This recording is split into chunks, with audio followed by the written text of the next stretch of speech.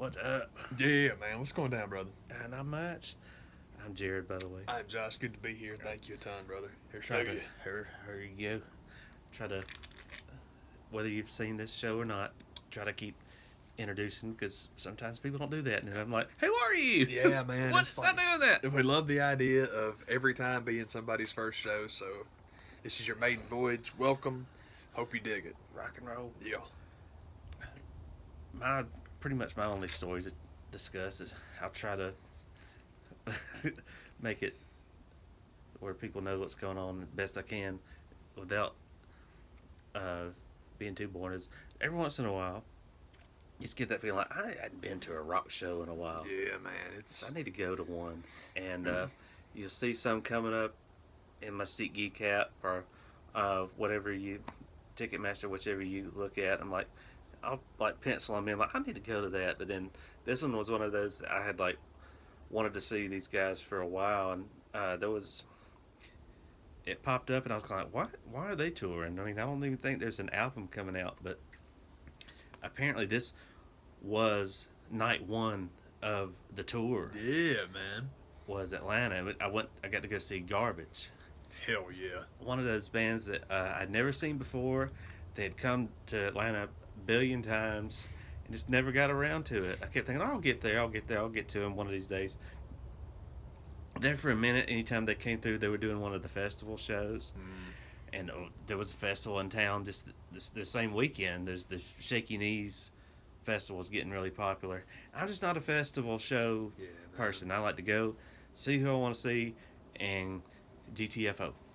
Yeah, I hit some really good festivals when I was younger, but that's when I was younger, and that's not really my thing. And I hate daytime shows anyway. And I've seen some really good crap in the daytime, but I'm with you. I'm bigger on indoor shows. I'm bigger on small shows.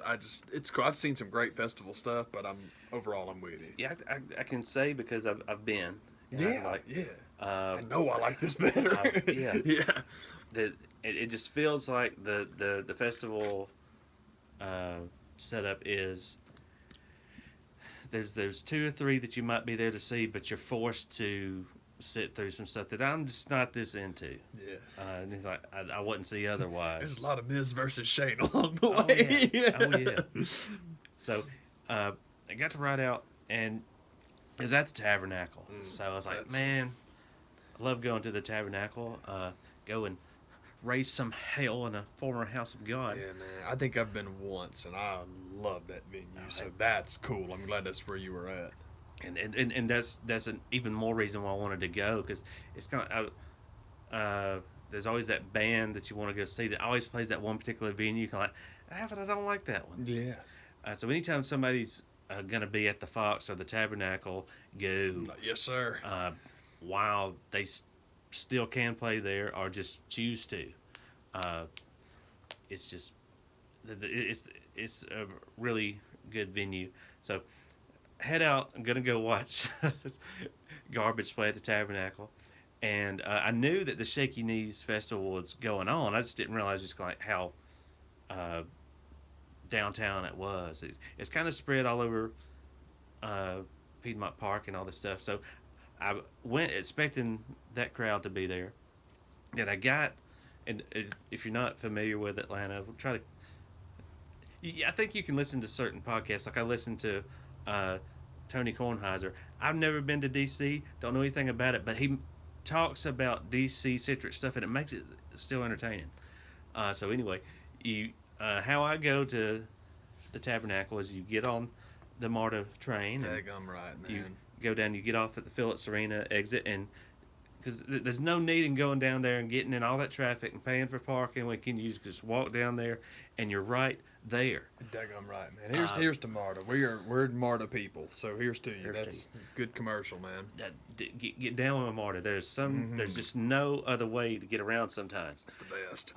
One of the things that, or whether you're going to Raw, it'll always be Phillips Arena to me. It's the State Farm, whatever the hell these days. Were you going to Raw at State Farm? Are you going to Georgia Tech football down at their house? when you get off of the MARTA train, the other thing that people love to do is they love to have these people across the street telling you, you're going to hell. Oh, yeah. Oh, yes, there are. It's because I got, there was some type of major event going on at State Farm, and I'm like Googling, because I'm seeing like all these Christian-related shirts on around the CNN Center and stuff like that. Something is going on, and of all the nights where the guys, they were still there. They were still there to tell people, but they're going to hell, even though there was a Christian band playing at State Farm. And I know they was sitting there like, oh, man. Well, shoot. Well, we come all this way. Well, he's still going to hell. It's for real, man. I waited through the sin of the MARTA train to get all the way out here, man. I'm telling somebody they're going to hell, damn it. Oh, by God. By God. It's like, and I appreciate and respect anybody that wants to get out there and share their faith. I just think some of these guys, the way they do it, and some of the sign, this graphic, this nasty signs, just are going about it the wrong way. It's like I don't even know you, but I'm certain because you're wearing a WWE T-shirt or a Braves T-shirt. Oh yeah. Little boy going hurt. People, the ones with like the crazy signage and whatnot, man. I just thought, man, one day, I genuinely hope that one day you wake up and realize the fact that you want a boyfriend's not that big of a deal, man. I hate that it's such a big deal to you. I hope one day it's not that big of a deal. And that's not everybody, but it does seem that the people that really go over the top with that kind of stuff, it's like, man, you covering for something there, buddy. For so many, Jesus, if you ever been to a church in the South, man, homosexuality is the number one, the alpha, the omega. It is the only thing they talk about. The only thing. And I'm like, man, y'all, please relax. Yep. Just relax, man. But it's all good. Some people are really nice. Like, you get lots of, and you'll get like the crazy little flyers too that are super graphic. But most of the people that hand you those are actually pretty sweet. They're just like, you want some literature? They'll ask, and it's all like, okay, cool, no problem. Sit out and get face to face with people, but if you're gonna bark at people from across, oh, totally. Mr. Megaphone Man. Yeah, he's like, man, something's going on here. There's something. I think so too. I totally think so too, man. You just want to holler at people and holler. But yeah, it was. Can't spell holler without hail.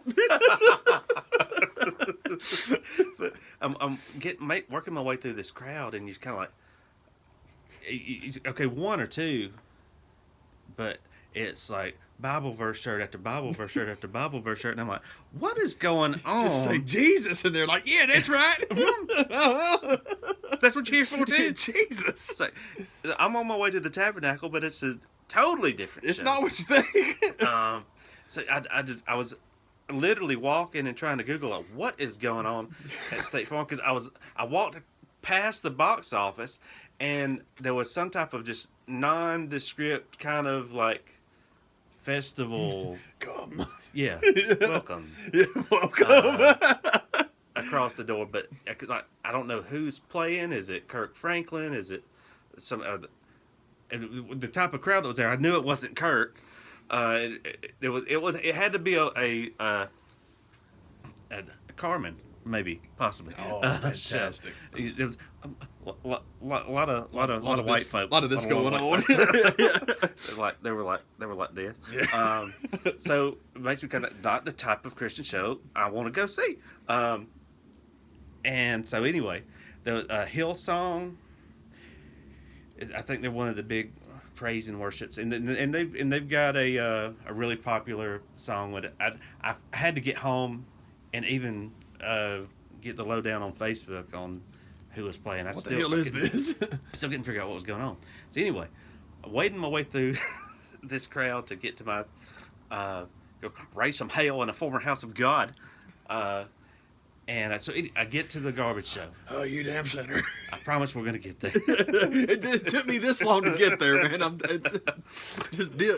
Hang with me. Just give me this. And man, it's just one of the better shows that I think I've been to in a long time. That's awesome. And if you could have came to me 1996 or 7, that's a fine year.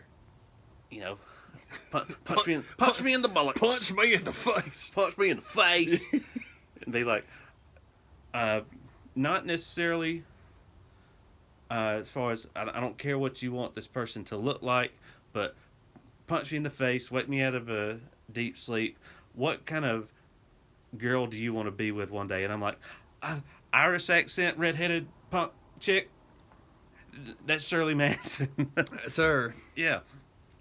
So the quintessential, just the way they say that if you just close your eyes and picture a wrestler, you're gonna picture Randy Orton, and close my eyes and picture quintessential vision of who you think is the end all be all punk chick. That's her. Yeah, Becky Lynch is a rock star. Basically. Yeah, that's not so bad. Real quick, I don't mean to deviate. It's all good. But I'm with you on close your eyes and picture a wrestler, man. And people tell you so, and you're right. Tons of people say Orton. I think that's insane. In my opinion, if you could humanize the term professional wrestler, it's going to be one of three people. It's either one of the War Raiders or Brody King. That is what professional wrestling looks like. Willie Mack. That's what pro wrestling looks like. Yeah. Huge guy. Like, God dang, I'm with you. It's like I was telling my friends about Hanson and Rowe, and they were like, I was like, they are what if you hear they're professional wrestling come to life. they're professional wrestling Randy Orton sports entertainer. I can dig that. Yeah, man, like underwear model that hits the runs the ropes every now and again. I mean, that's clarify. Oh yeah, but no, you're right. Tons of people, that's their guy, and I'm like, okay, fine. Yeah, fine. 'Cause I've been told that enough. I guess it makes sense sooner or later. From Bob, get to the show and talk about the people not introducing themselves. Didn't quite know what to expect. There was no announced opening act. It's Ilona Gaika, I think was the name of the lady, and her guy friend that would come out, and it was a lot of kind of music, but it sounded good, and it was nice, and they didn't play very long, but they literally they come out, go right into playing, no introduction, no now come to the main stage, nothing like that. Hey friends, give it up for.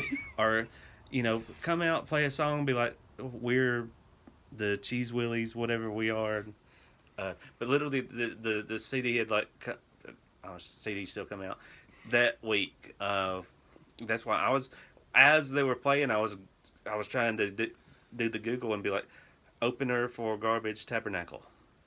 Nothing. To 2019 opening at Garbage. Nothing. God. So I like the search history for the night, man. What's up with all the Jesus people? Dang! Go! Who's opening for Garbage? Go!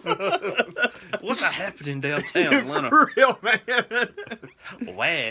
Wow. Wow. And but yeah, it was a dang good. The song almost came to me, but it's one of those type of people. When you go see groups at the Tabernacle, one of the few times that I've been there, you can, even though you're at you're opening for a group like Garbage, you're at a pretty professional level. There's still a large gap between the sound equipment for opening act versus the headliner. And the very first time I went there was to see Tenacious D, and they had a group that opened up for them.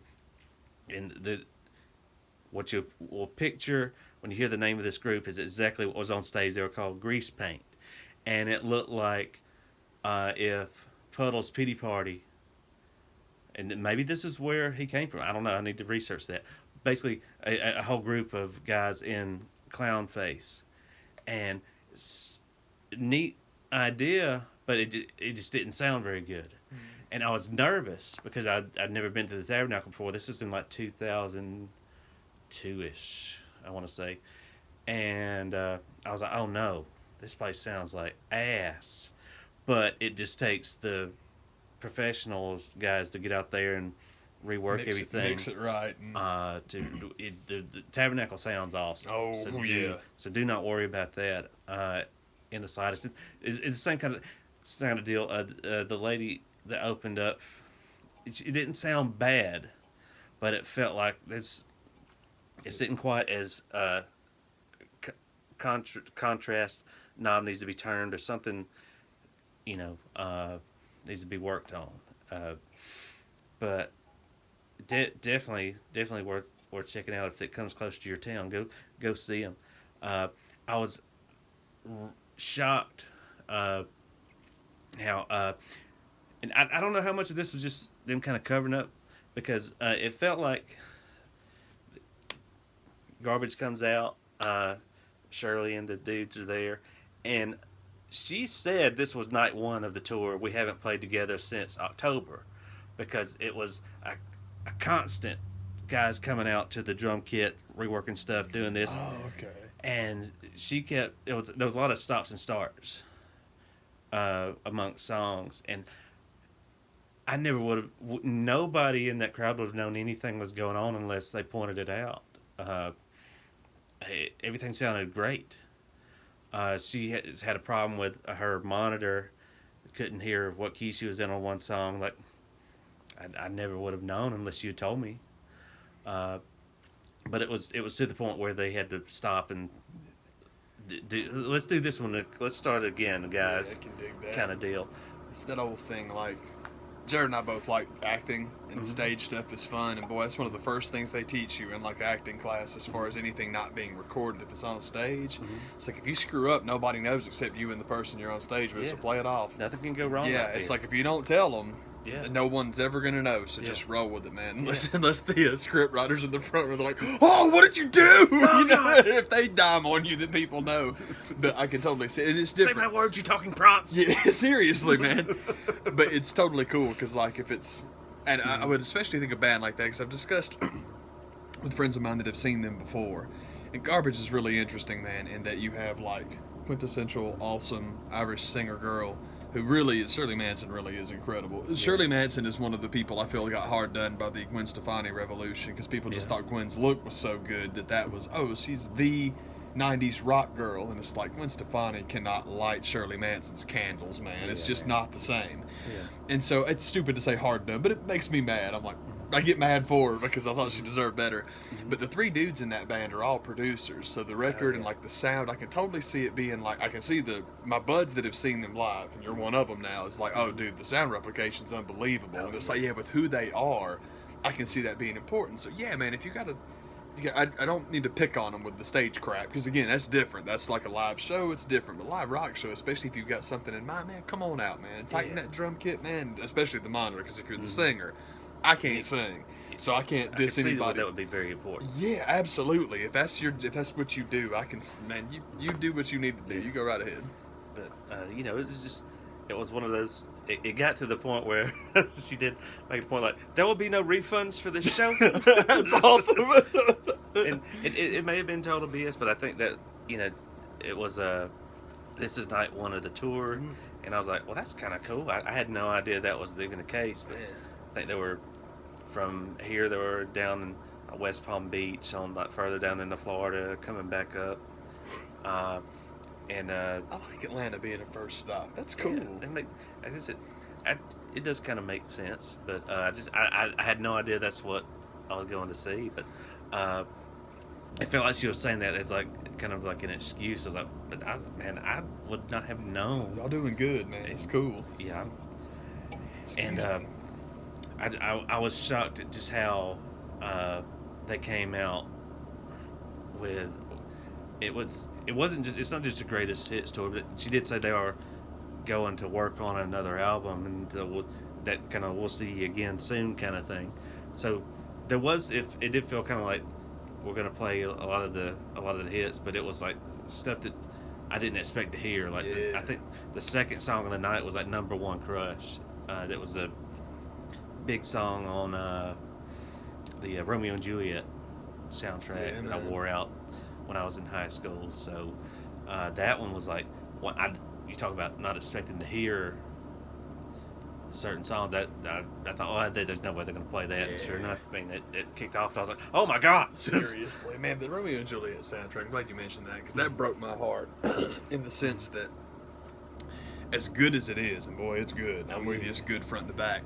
My favorite song in that movie is everybody's favorite song in the movie. Well, most everybody's favorite song in the movie, and it's the Exit Music by Radiohead that's playing over the closing credits. And Radiohead would not give them the song for the album, and it's great. I mean, it's on OK Computer, so you can.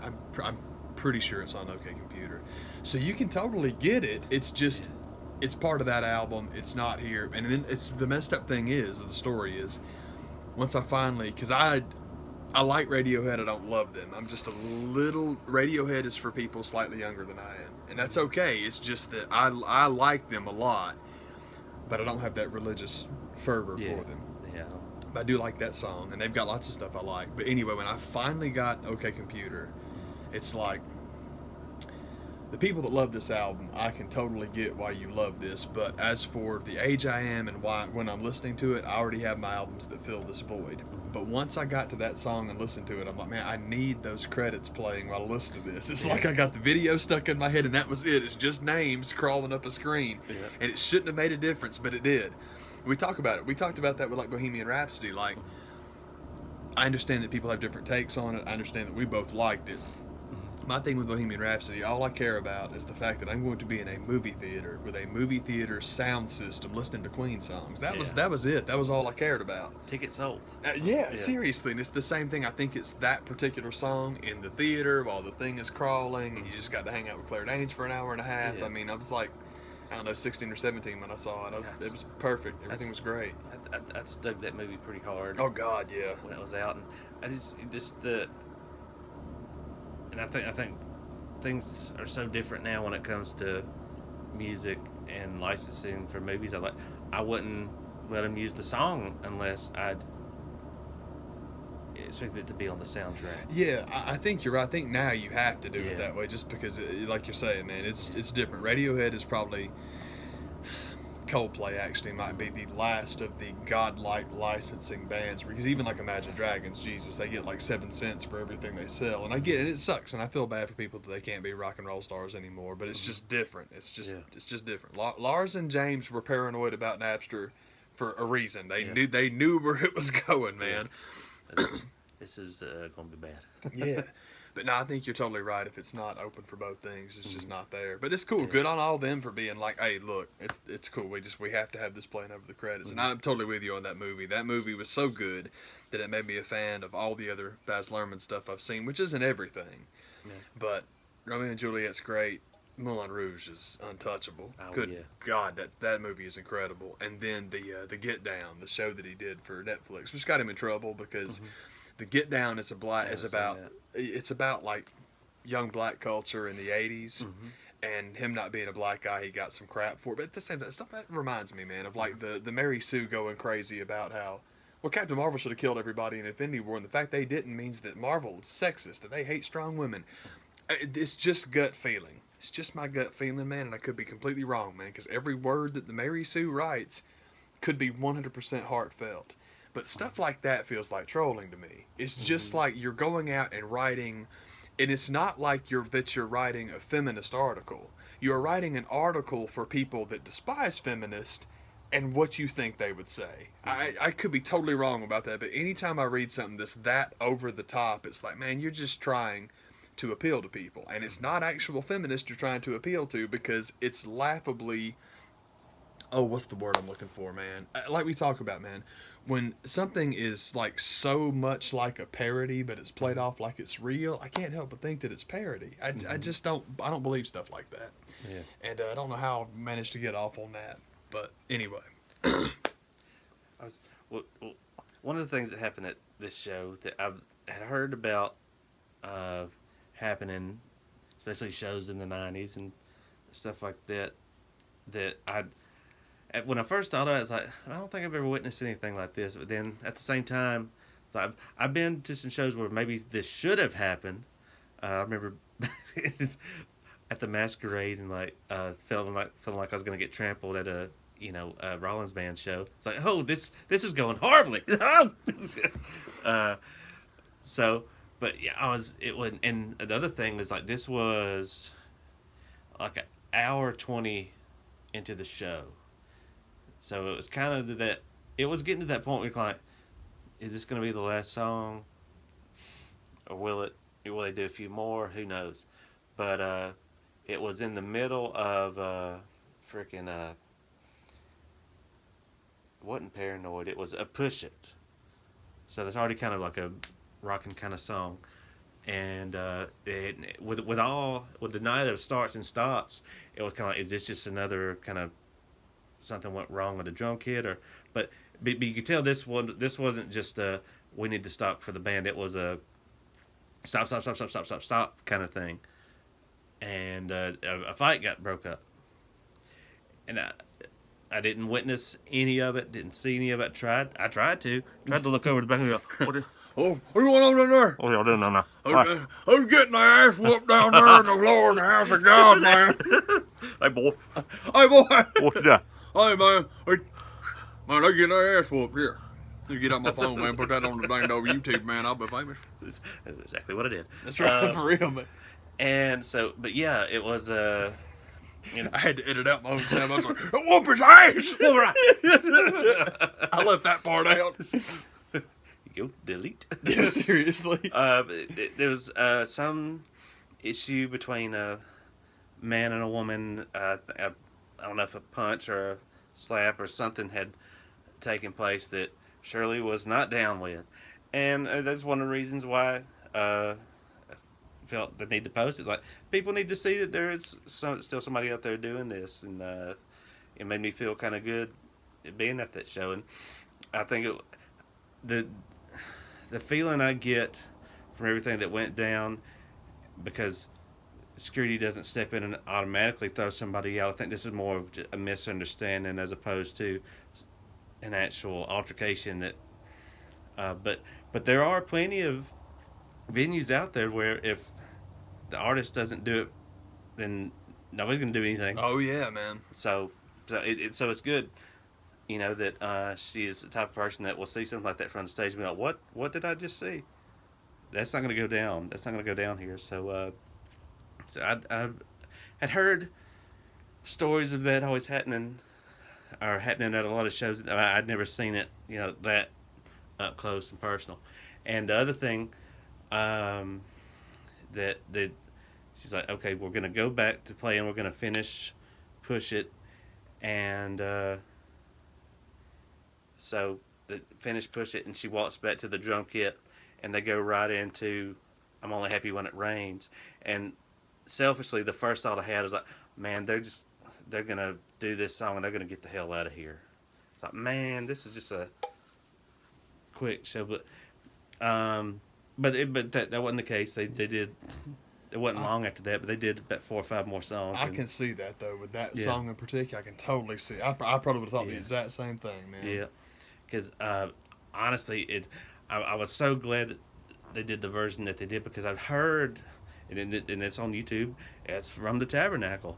You can go, and there was a version that they did, I think it was the 2016 tour, where it wasn't that, to call it slow, isn't really, it was kind of a slow build up to I'm Only Happy When It Rains, bang, and that's a rock song. They crashed right into it, and I was like, man, this is the version of the song I like. Yeah.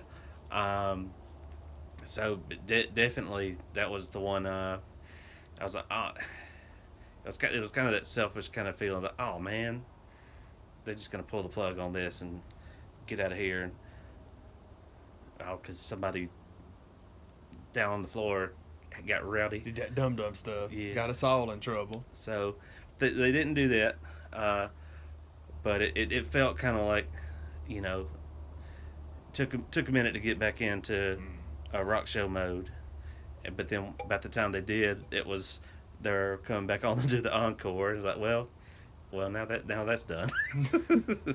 We done? Yeah. We're done. We're done. Bye bye. Bye bye.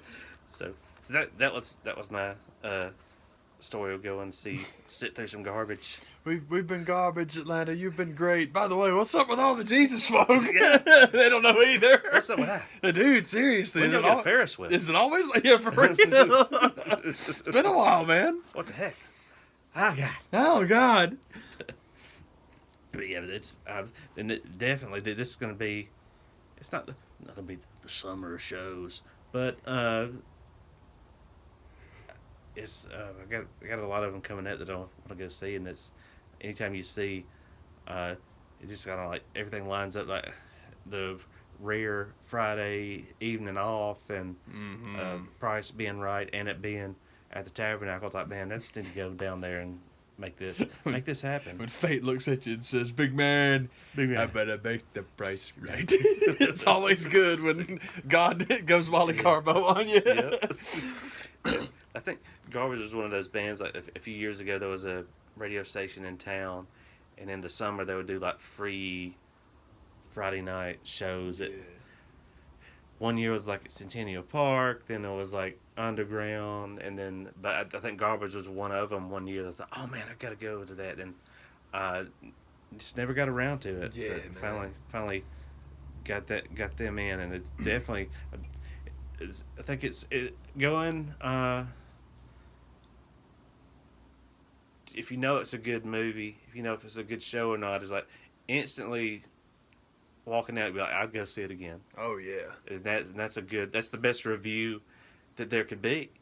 Is without a doubt, I'll go see them tomorrow night. Yeah, totally. Yeah, I'll go watch it again with, no problems. Yeah, man. With it. Garbage is fascinating, and this, I need to admit straight away, this might be completely inaccurate. Mm-hmm. It's just a thing. Like I'm pretty sure I heard this, that there used to be a station here in town called 99X that was a massive deal. I mean, it was a big deal as far as them, like, there were certain bands that they actually really kind of helped break, and I mean local acts, of course, but there were other bands, and it seems to me that Garbage was one of them. That I wouldn't doubt that. 99.7 in Atlanta was one of the first like stations to really give them like big time airplay, and so. Yeah, when like festivals and stuff like that open up in Atlanta, it's one of the reasons they say yes. So the other huge one, I know the one that 99X literally broke was Silverchair. Oh, yeah. Silverchair, they were playing Silverchair before MTV was, and that was a huge deal. I don't know who at the station discovered them, or I don't know how that happened, but that was a big deal. Made a good decision. Yeah, that was a big deal. I saw Silverchair actually one time at Midtown, which Midtown used to be the big festival in Atlanta, and it's like we talked about earlier. It's how we know we don't like them, because we've been. Yeah. But they were cool, and they were always real good to talk about how, yeah, man, Atlanta, you guys have always been good to us, man. It's nice to see you again. And Silverchair's interesting. It was a group of kids, if you don't know them. They were literally kids. I think two of them were 16 and one of them was 15 when they first started getting on the radio. And it was cool. Their first album is still strong, man. And the second one's okay. But, I mean, it's good. It's okay is not fair. It's good. But, man, they were a group of kids that were real talented and got a nice break when they were kids. And then people stopped caring, I guess, man. But if you get in that later stuff, they went from being talented kids that were a good rock and roll band to talented men that were a really good rock and roll band. It's crazy, man. The late stuff like Neon Ballroom, I think is what it's called. That thing is crazy, man. Like, holy crap, these guys are awesome. Changed up a bunch. Because, I mean... artists tend to change anyway, but especially if you're talking to 16 years old versus 26 years old, you're gonna do different stuff. I hope anyway. But it was cool. It was neat. But anyhow, getting back to Garbage, it seems like that 99X had a big role to play in them. So good. That's awesome. I'm glad they still like coming to Atlanta. Yeah. If that's true. If it's not, it's okay. At least they still come to Atlanta, put on good shows. Oh yeah, that was one of the points they made. Is that just said they played the Tabernacle many times. Yeah, man. Over the years, so it's good to hear. I need to check that schedule because I'm with you. I love that. I've been there once. I've seen one show at the Tabernacle, and I really would like to go back because I loved it. I went to see, and I could not tell you the year. I need to look up the set list because you can find out anything. If I had to guess, I would say top of my head 04, 05, somewhere in there. And that could be completely wrong, but Sigur Rós played there, and my buddy Matt was obsessed with them. So he bought me a ticket. He's like, man, we're going. You got to hear them. We're going. So we went, and if you know Sigur Rós, you know what they sound like, you know what to expect, and when you see them live, it's one of those replication things where it's like it's exactly what you hear on the album is exactly what you get. So it was very impressive. That show was awesome, and that would rank. That would be. It's very hard to put the shows I've been to in order, but that one would definitely be like, holy crap! You saw that? It's amazing, man. Before Friday, the last time I had been to the Tabernacle was to see Flogging Molly. Yeah. And Flogging Molly is one of those bands that, even after seeing them, you could probably play me one of those songs and I wouldn't know it. But I'm not. They're still really good. I enjoyed the music, but could not name a song or an album or anything. Yeah. It's okay, man. That they do. I enjoyed it at the time. Yeah, digging the show is different. Yeah. I agree, man. I had that thing with, not really, because now I listen to her all the time. But the first time I saw a live performance of Lady Gaga, that's the impression I got. It's like if you don't care about the albums or the songs or any of it, going to that show would be worth doing. Yeah.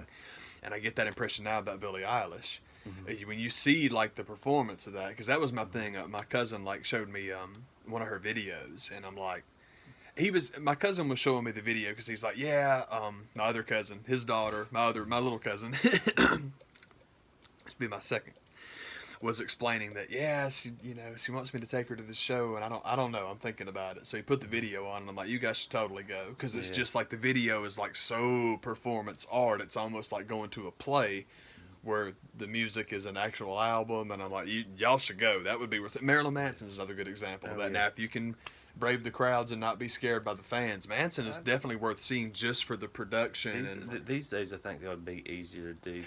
Totally. But but it feels like 98. Like, I ain't going. Yeah, like the Antichrist Superstar tour, because it's like just the production of it is like holy crap. But it's cool. I love stuff like that because it ties in with like the things I like about Kiss, a lot of the stuff that I like about Pink Floyd, Roger Waters. I really like that kind of stuff where it's like going to see a play where it's instruments and it's based off an album. I love crap like that. Sigur Rós was like that, man. It's one of those, but it's such like soundscapey music anyway. It's really pretty, and it was off the name of the album was basically like parentheses, not parentheses, brackets.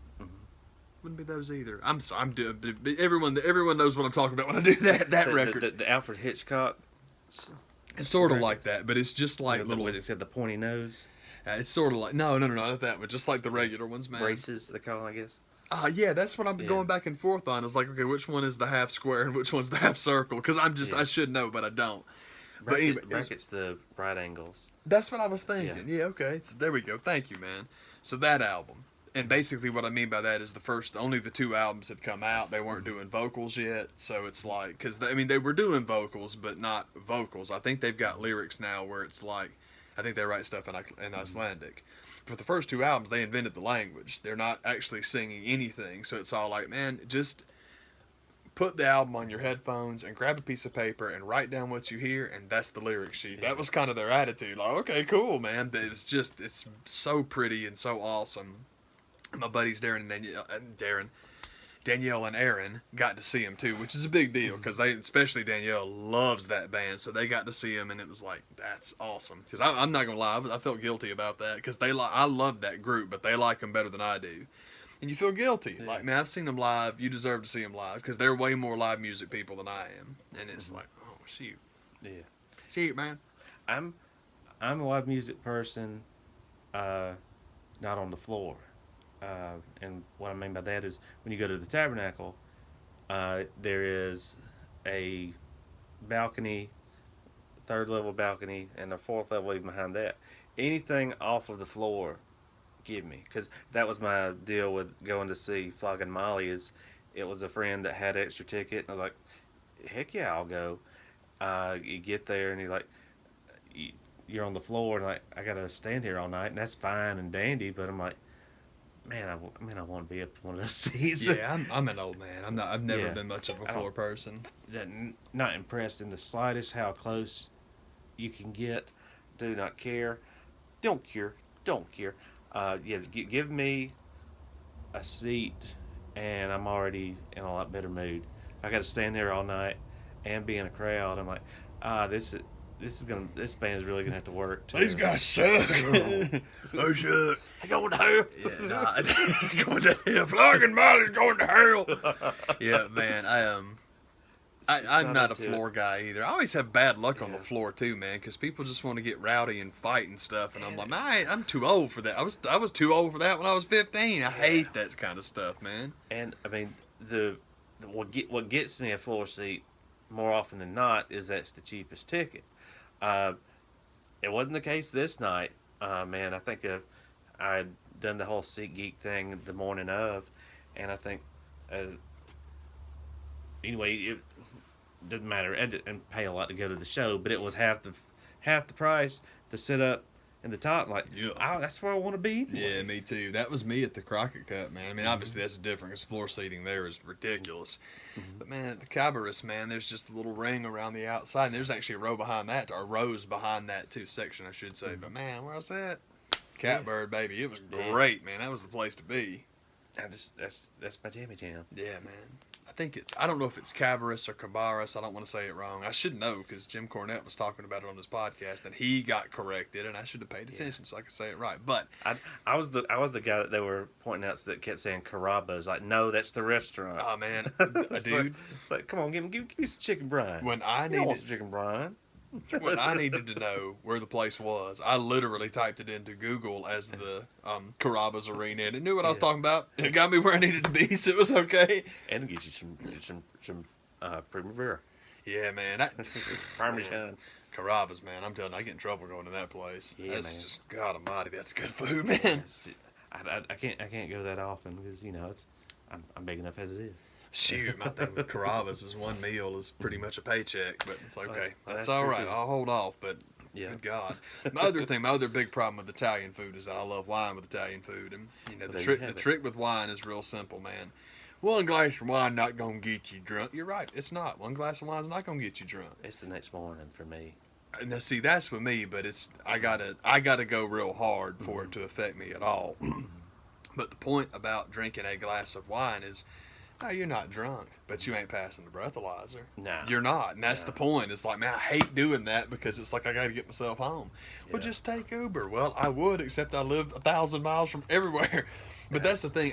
That's not conducive to where I live. I appreciate you trying to help. Seriously, but I'd be broke. I told you I just spent my paycheck on dinner at Carrabba's, man. I can't pay Uber, man. Yeah, man. For real. We should have done Uber Eats. Well, that's not helping me. That doesn't help me a bit. Stop helping. Stop not helping. But yeah, man, I need to get like... If you want to help me, you can go out to the Phillips Arena and preach to them lost souls. That's right. You need to go tell people. If you want to help me. You need to go tell people about hell. That's what you can do, man. Because you're not just helping me. You're helping all you brothers and sisters, all of mankind to say. I just want to know the good news. That's right. Man, I got to get a schedule for like shows and whatnot, man, and just make sure they're inside. But it's messed up. I never go to. It's so strange. As much as I love music, I never go to concerts, and it's just like I don't know why, man. That just the only stuff that I have a for sure ticket for going to see coming up is in June. I'm a '90s kid. I can't help it. It's Hootie and the Blowfish and Bare Naked Ladies are doing a tour together. That's cool, man. That's in June. And then in August, I don't know if I discussed this or not, but it was to the point where this guy was doing a tour about this time a year ago. And I had wanted to go so bad that I even Googled to see how close it was coming. And I think the closest on this leg of the tour was like freaking Tampa. I was like, I don't want to go that bad. But it's the Phil Collins tour. Yeah, dude. It's the and he's even calling the tour I'm still not dead yet.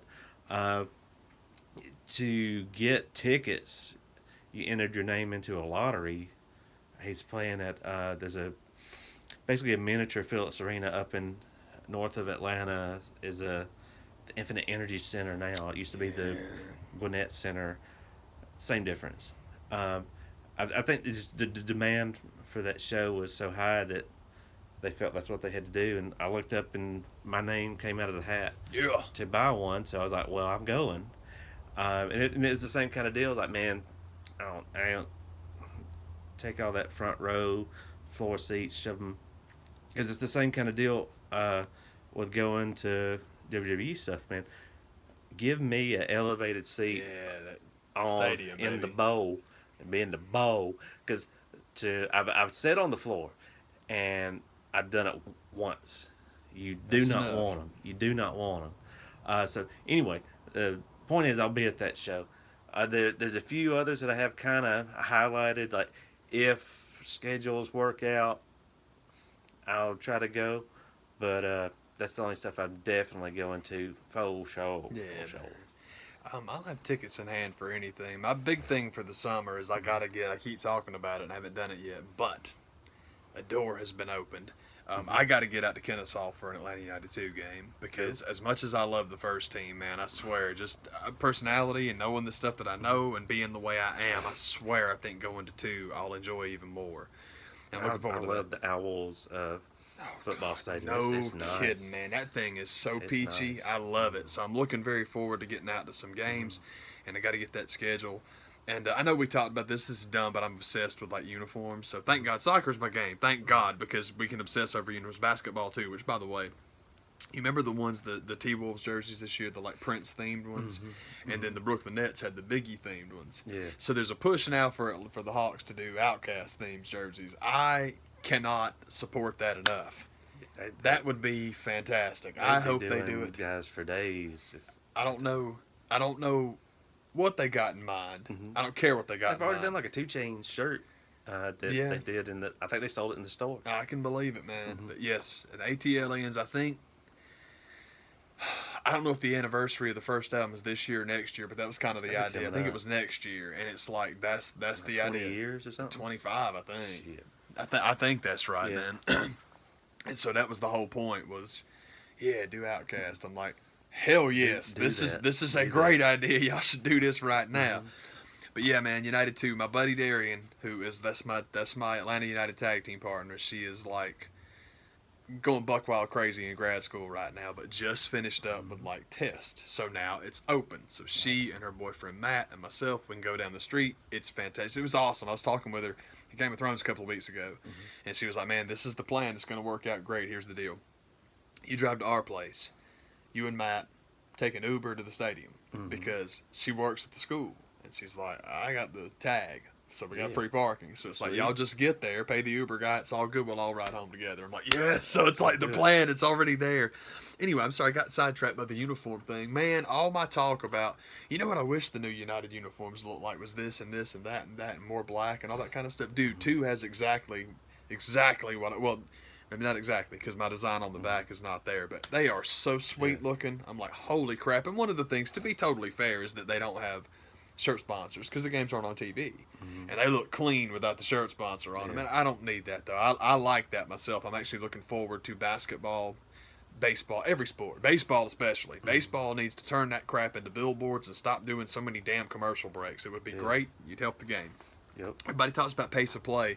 Nobody ever kills the NFL for it, which drives me crazy because, as I've said before, I'm probably the last person that should offer advice to the NFL because I don't like the NFL. But by God, I got one rule change that you could put in place, two rules changes you could put in place that would change the game like that. And I guarantee you, even not being a football guy, if you did it, people that love the sport would be with it too. I'll make them real quick. 1, you do not stop the clock on incomplete passes. Holy crap, there's 45 incomplete passes these days. It takes forever. Don't do it unless it's inside of the 2-minute warning for the even number quarters or overtime.